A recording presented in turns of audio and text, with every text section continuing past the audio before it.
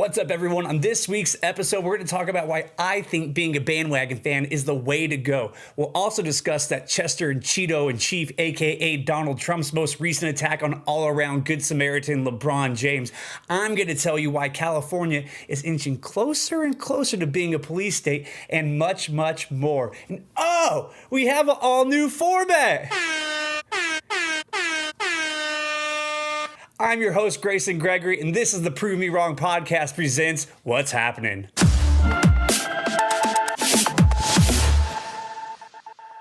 So last week, Mr. Orange Chicken himself decided to attack one of the greatest athletes, both on and off the court, the world has ever known. Last week, he tweeted, LeBron James was just interviewed by the dumbest man on television, Don Lemon. He made LeBron look smart, which isn't easy to do. I like Mike.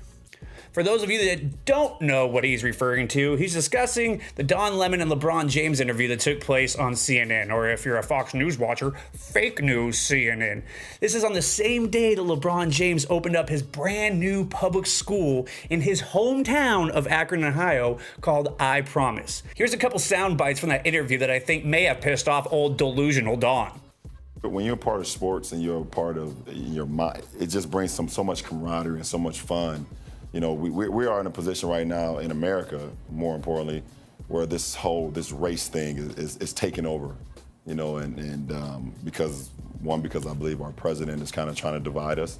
But I think kind of. Yeah, he is. He is. Not I don't want to say kind of. He's dividing us, and what I noticed over the last few months that he's kind of used sport to kind of divide us, and that's something that I can't relate to because I know that sport was the first time I ever was around someone white, you know, and I got an opportunity to see them and learn about them, and they got an opportunity to learn about me, and we became very good friends. And I was like, oh wow, this is all because of sports. And sports has never been something that divides people. It's always been something that brings someone together.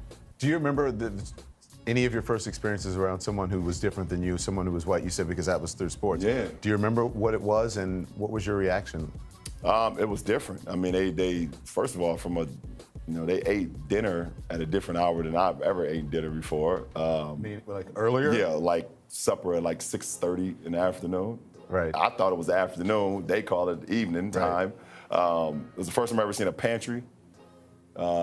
You understand? Like for me, everything, when I grew up, everything was on top of the refrigerator. Right. You know, so when I went to my white friend's house, they had a pantry. So, you know, I learned about that as well. So, but they kind of live life without no care, no worry. You've heard what the president has said about Marshawn, about Steph, about, you know, it seems like it's Kaepernick. Yeah. Men of color who have means and a platform. Yeah. What's up with that?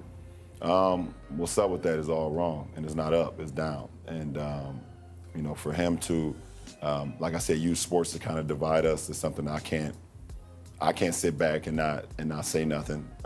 Why'd you tweeted about a couple of things. Absolutely. You tweeted about Charlottesville. You tweeted about when Steph Curry, you called him a bum. Yeah. But Steph had already said, I'm not going to the White House. Yeah, he already said he wasn't going, and he tried to use it after that to say, well, you're not invited. Well, you can't uninvite me to something I've already said I'm not going to go to. And we all know Steph Curry, model citizen, great kid, come from a great background, great family. Great father, and so many different kids. So many kids, white, black, Hispanic, all different races, love what he's doing, and rightfully so. There's no reason for anyone to ever attack him, you know, and I felt that. You see, now that wasn't so bad, right? What was the worst thing he said? That sports are usually something that bring us together and that a man like Donald Trump is using it to wedge us apart? To which I think that's the right answer. Way to go, LeBron. But of course, the Don took offense to LeBron just simply saying that Donald Trump uses sports to divide us, which he then clearly did with that stupid tweet. In case you didn't know about LeBron James School or about I Promise, here's what the school's doing.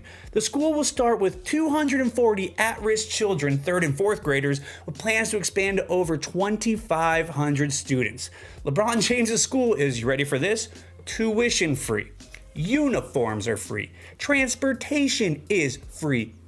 Each and every kid gets their own bike and helmet so they can also get to school or be able to travel once school's over. Breakfast, lunch, and snacks will be provided. A program for students' parents to complete their high school education had they not already done so.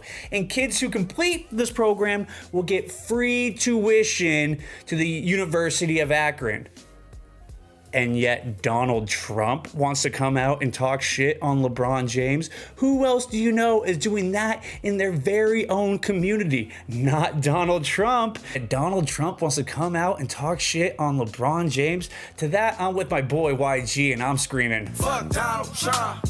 Yeah, fuck Donald Trump. Yeah, nigga, fuck Donald Trump. Yeah, fuck Donald Trump. Let's just do that one more time just for good measure. What'd you say, YG? Fuck Donald Trump. Yeah, fuck Donald Trump.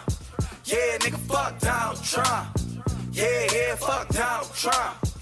Dear Donald, out of all the athletes you can criticize in this world, LeBron James is not one of those. Also, don't forget, LeBron James has been in the spotlight since he was 15 years old. This man grew up in a single family home. His first shoe deal coming out of high school was $92 million. And he's never been in trouble. He's married to his high school sweetheart. He has 3 kids who have also never been in trouble. His inner circle and business partners are his best friends from high school. The decision that people always like to shit on, oh, by the way, raised $4 million for the Boys and Girls Club. But a president that has been married 3 times, has cheated on every one of his wives, has paid off porn stars, has probably paid for abortions, ran a now defunct and proven corrupt university named Trump University, is gonna talk shit on a guy like LeBron James. LeBron is the type of guy that is actually making America great again, in spite of our Chester Cheeto in chief, Donald fucking Trump. Really, Donald Trump? This is the guy you wanna shit on? Get the fuck out of here. I'm sticking with Ari Gold from Entourage when he said, say it out loud. I am a fucking idiot. Now, to dovetail off that brings us to our next topic of why bandwagon fans are the way to be, and being loyal to a single team is for suckers. Yo ho, the bandwagon life for me. Being a bandwagon fan not only makes you a better fan of said team, it makes you way better than a loyal fan, and here's why. Take the Chicago Cubs, for instance. They didn't win a World Series in well over 100 years, but during that time, attendance was still good, people were still buying merchandise, season tickets were still being purchased, and nobody cared. Why? Because they're loyal to their city and to their team. Fuck that. Be a bandwagon fan like me.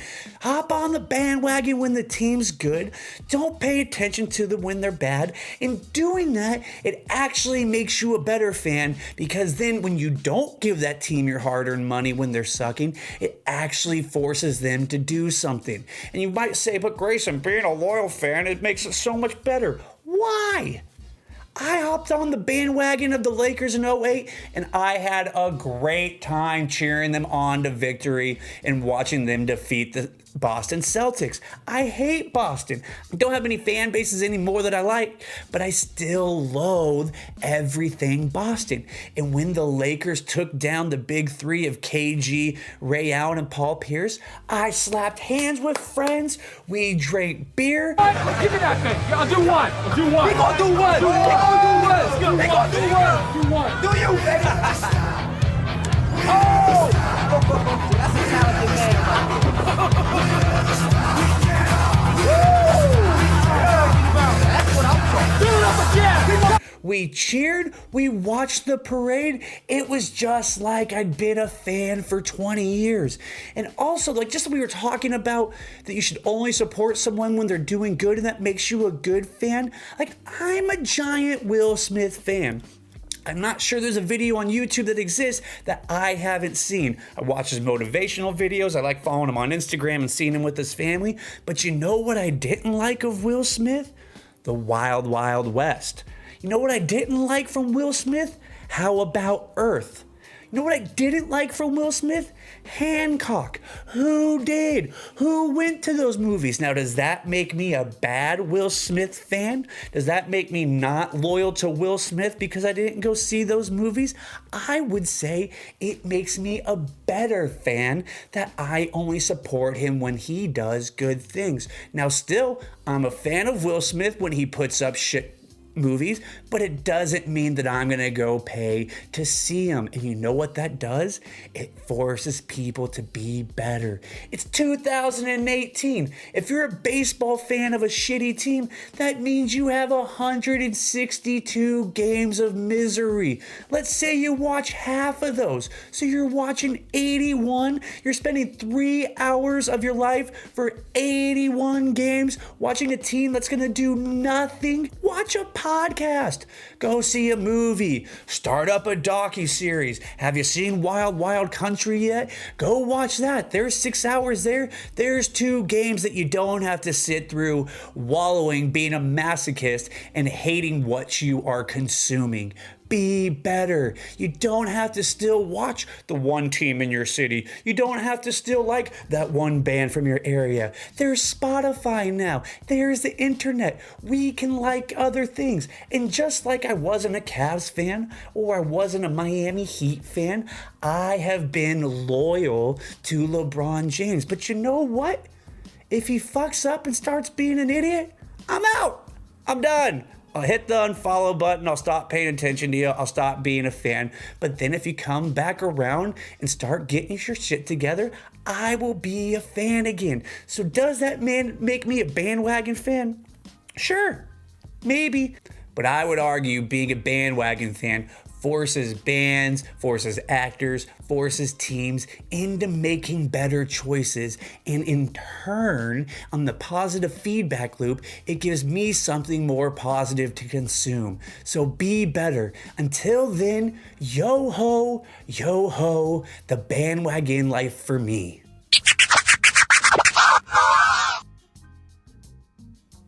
Speaking of not supporting remedial projects, hey, people of California, how about we don't support these 2 new asinine laws? So the first one most people have already heard about is the new plastic straw ban. More and more cities and food chains are introducing a ban on plastic straws. However, one area in California is dishing out a harsher punishment than anywhere else for breaking the new law.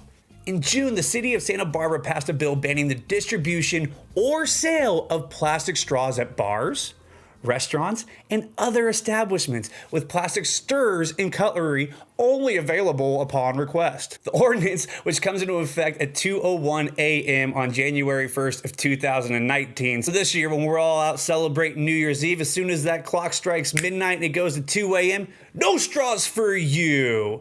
It does include some exemptions in consideration of the American with Disabilities Act, also known as the ADA, answering previous criticisms of the ban that says it does not take into consideration how some handicapped people require flexible plastic straws to drink. I'm definitely on Team Planet, and I think anything we can do to stop fucking up the planet is a good thing, but here's why this rule is dumb. According to the Daily Mail, up to 95% of the plastic polluting the world's oceans pours in from just 10 rivers, according to new research.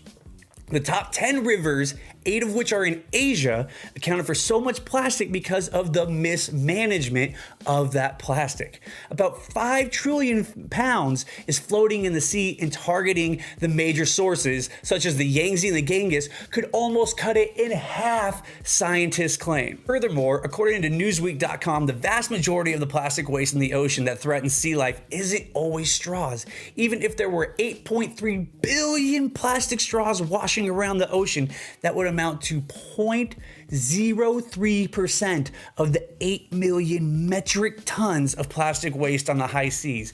Nearly half of all the ocean waste in this enormous Great Pacific garbage patch that we've all seen is also made up of fishing nets. Here's the worst part about all this. If you repeatedly hand out straws to customers in Santa Barbara, you can face fines ranging from $100 up to $1,000 plus 6 months in prison per offense. Jail? For straws? Where the fuck do we live? We should be removing laws, not adding more of them. In this hyper-crucial world we live in, we should be taking dumb, asinine laws off the books, not adding more for the state to come treat us like state revenue collectors and collect more money for the bureaucracy. Fuck all this. But it's not just plastic straws that California is cracking down on. One city is wanting to fine pedestrians for, wait for it, walking and texting. As of August 1st, the city of Montclair has begun their enforcement of banning cell phones while crossing the streets. If you get caught, police will fine you $100. That's the sound of the police. That's the sound of the beast. You heard that right. If you're caught walking and texting, the cops in the city of Montclair can fine you $100. That's the sound of the police. That's the sound of the beast. According to AB7.com, and I'm going to read here for a second, the municipal code states the following: no pedestrian shall cross a street or highway while engaged in a phone call, viewing a mobile electronic device, or with both ears covered or obstructed by personal audio equipment. Police Chief Robert Avels, and I love this man, said within the first week of the new law, a child crossing the street while on his cell phone was struck by a car. But wait, here's the quote from Police Chief Robert. While it was not their fault in the collision, it still could have been prevented because they were actually on the phone and they were distracted when they entered the roadway, and it resulted in them being hit by a vehicle. So he even says right there in his own example, while it was not the fault of the person walking while on their phone, it was the driver. He was still distracted because he was on the phone. So what does the city of Montclair do to combat this? They're now going to charge you $100 if you're caught walking while texting. That's the sound of the police. That's the sound of the beast. Jesus Christ, what are we doing here, people? Enough with the nanny state. Let's let survival of the fittest take over. Let's start thinning out this herd. Let's let Darwin come to fruition. Maybe some of these people, if you are a zombie that's looking at your phone walking through an intersection, maybe you need to get hit after all. I think it was Bill Hicks that said we need to let stupid people die, because what's the worst that happens? The earth just got a little lighter. He's a moron. He's dead. Good. We lost a moron. Fucking celebrate. Wow, I just felt the world get lighter. We lost a moron.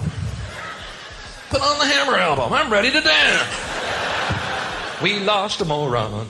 We're adults here. Can we please start acting like it? People should not be a revenue source for the city or for police departments any longer. Lastly, I would like to dedicate this episode to a friend that I lost at the end of June, and his name was Robert Stubbe. He was a friend I'd had for over 20 years, and nothing that I despise more than when someone dies that you have what I call the ambulance chasers, everyone coming out from the woodworks. Oh, we were best friends. Oh, we were such good friends. Like, yeah, where were you when they were still alive? Where were you when they were around? So in full disclosure, there had been some things that happened between me and Robert, and we hadn't spoken in the last few years that he was alive, but that one really shook me when he did die. Just when you have someone that you've known and loved for 20 some odd years, no matter how long you're prepared for something like that may be happening, you're never prepared when that phone call actually happens, when it actually comes. And one of the duties that I was in charge of for the funeral is I was the one that put the montage video, you know, the one you play at the end of the service with all the pictures and videos and all that. And it really struck me, and I've picked up on this before, and this is going to sound like Grayson, obvious, but once you die, that's it. There's no more pictures, there's no more videos, there's no more audio, there's no more laughter, there's no more conversation.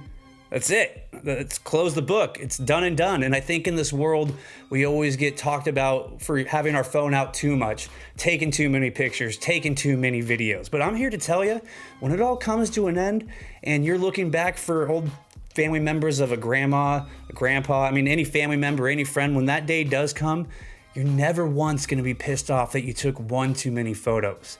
Take as many photos as you can. Enjoy this life as much as you can. If there's something you've been wanting to do, get off your ass and go do it. Some of this is preaching to the choir and the man looking in the mirror right now, as I had been falling off. I had not been doing what I was supposed to do. I had not been taking care of business with this podcast, and this has been a swift kick in my ass to get my shit together, to get things back on track, and to keep things moving ahead. So I'm here to tell you, love more, experience more, go to more sporting events, go to more concerts, do more things. Give up that grudge if possible with that friend or that family member. Tell your friends and family that you love them at every chance. Become that obnoxious person that go, God, are they going to tell me you love me again? Yes! Be that. Be better. In this world of Donald Trump and so many people being shitty to each other, control what you can control. And it sounds cliche as fuck, but you go out and be the change in the world that you so desperately want to see.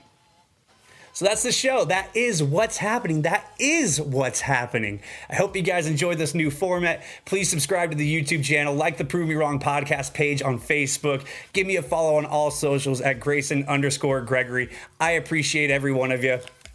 Peace out, Rabbit. Smoke weed every day.